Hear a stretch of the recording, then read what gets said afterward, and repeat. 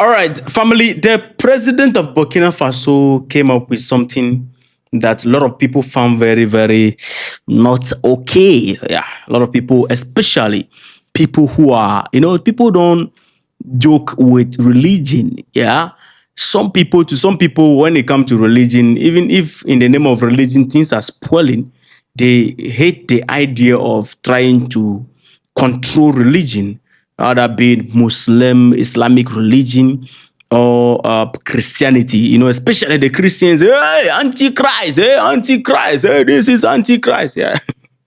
So he said a couple of things about religion, and then some decisions that they are making in making sure that they have to regulate how religion operates. People cannot just wake up, and I'm going to play that video, by the way. People cannot just wake up and then you wake up and then you open church and you become a reverend, doctor, pastor, apostle, herbalist, and somebody will wake up and then the person become imam, and then I open mosque and then kalas. They will preach everything and come out with some ideology. These days, when you look at religion, they are coding the people, they are molding the people in a particular different way. In the name of religion these days, you don't know. Pastors have influence and they are coded the mind of the youth and people towards a particular direction. When they say go here, they go. When they say left, they go. When they say right, they go. The people no longer have the mind of their own. The churches and everything. So he said a couple of things. Let's listen to the first video, the thing he said. And then I'll play the second video. Then you connect the two and understand that chairman is correct. This same thing is happening in Nigeria. It's happening in other places where this activity is happening. It is happening, all right? So this is not just a statement that he came out and he's making. Listen to this. Anyone just get up, he builds his mosque. He does what he wants, builds its temple or one church over there. It does what it wants. It is necessary to know that the proposals are not lacking even the government. Necessarily because there were consultations before with a lot of community.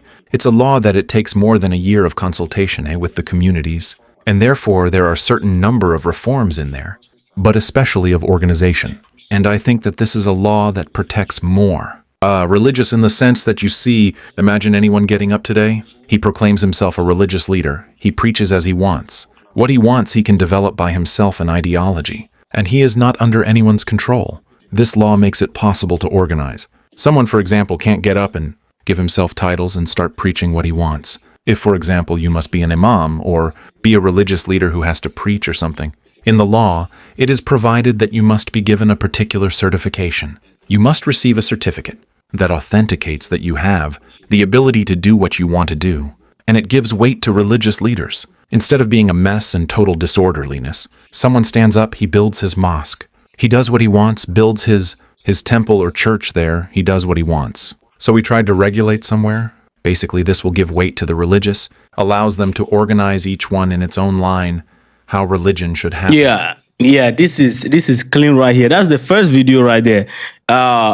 Just like Pogagami said, people need to be certified. People need to be regulated. You cannot just, because if you allow this imam, the pastors, and people just open and they are preaching things, sometimes some of these, I will not mention any religion name, some of this religion with their books, they end up creating a radical ideology, turning people to become different things. In the church, for example, people have people have created division among family. The pastor said that your mother is a witch. The mother that took care of you from childhood, you grew up, the pastor will wake up and say, your mother is a witch because you are now somebody and you are sending money to your mother. So the pastor is going to turn you against your family so that the money will be coming. I'm going to play you one pastor particulars video. It's a thief. Don't worry, you calm down. That thing is preaching is exploitation. Now, the second reason why Traore is like, we need to regulate this is this. You can't destroy a base of any insurgent group without finding Quranic books is dangerous, and it extremism that brings people to enter in this kind of movement. There are many people who believe in it. I told you once, I've been on the field. Today, some of them are on the field.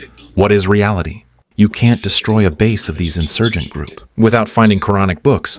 Why, it's stratified there. Those who are there fighting on the ground, they are numerous. who fight because they believe it is the religion. That is what they were told, and their leaders indoctrinate them for it.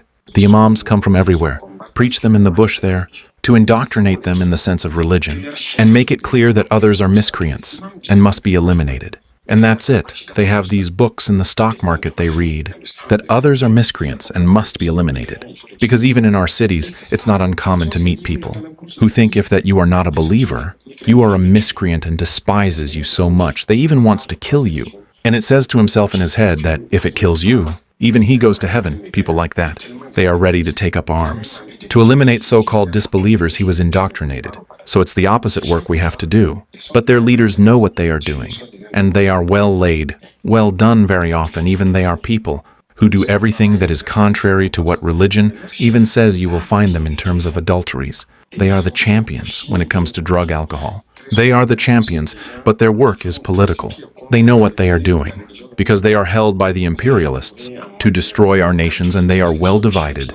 Their children, their families are well cared for somewhere. But they will indoctrinate these idiots that I call here on the ground, those who hold the weapons there, and they really believe that it is the religion extremism. This is crazy, right? I know many of you watch videos of these radical preachings when people say that some people who don't believe in their God, they are infidel, and therefore they need to be, we watch those things a lot, right? So the reason why he said, no, we need to regulate what people preach and then how religion move in the country is because especially this T group, you cannot go and destroy any of their camp without seeing Quran there. Ask why. It is because, and according to him, some of these religious figures who believe in this and then they are championing this radical ideology, they move from the city, go to the bush and teach them. They believe that, if they buy you, you are an infidel, and therefore they are going to heaven. These people have been indoctrinated to champion this path. They are doing this because they believe it is the work of God. It is the work of God. This needs to be regulated. And I agree with Ibrahim Traoré on this. A lot of people have problem with this. So a lot of people have problem with this. Why do you want to know? Some of the Christian antichrist. They need to regulate you people. Honestly speaking. That is about the T group. He explained that one already. That their camps, Quran is there. This one is even trending. We have quotes from these, books that are telling people that those who don't believe in their God, they should buy them and all that. Even in the Bible, when you go to the Old Testament, this same thing kind of is there. It's there. Where God wake up and then order the buying of people because the people offend the God. And God. That's kind of, it is, that's why I'm not a religious person, right? I'm not a religious person. So these guys need to be regulated. Like I was watching a pastor recently. That pastor is a businessman. That man is not a pastor. Let me play this video. This pastor video I'm going to play, he's not a pastor. He's a businessman who wants to extort money from people. He can pick me on. I'm here. He's a businessman trying to turn people away from their family, from taking care of their parents who took care of them so that they can feed his stomach. Listen to this. You will hear pastors say that if you have not given your mother this amount of money and you bring it to me as a pastor, you are not wise. Have you heard it before? They say you should give to your parents first before you come and give to the pastor. And when you hear such preachers, I'm telling you, you know that he's not working for Jesus Christ. He thinks he's working for Christ. There are some too who are standing there, they know they are not working for Christ. These are the two categories. Giving to your parents and giving to your pastor. They are mutually exclusive. They are not the same. How do you compare the two? Your pastor's role in your life is far different from your mother's and your father's role in your life. How do you compare the two? The role of a pastor in your life. Your mother cannot even perform that role. Your mother brought you into the world. Yes, we don't take it from her. The Bible says we should honor them. Honor them. But you can't compare the two. One brought you into this world, and this world is full of troubles. This world is full of challenges. One will take you to the other side, which is of more value, where you will live as for eternity. This one will guide you into heaven. And you want to reward the one who brought you into this world full of trouble more than the one who will guide you into eternity. In any case, your father and your mother plus you in the same church. The pastor is your spiritual head. Now your father and your mother go to the pastor. He lays hands on them and cast out demons or pray and heal them. Is that not it? Your father and your mother are even showing to the pastor. And the pastor who is standing there, who doesn't know that he doesn't represent Jesus Christ, is telling you that give it to your mother more than you give to the three of you. Father, mother plus child. You are all dependent on the pastor. This guy is a businessman. You see, he's exploiting the mind of the people.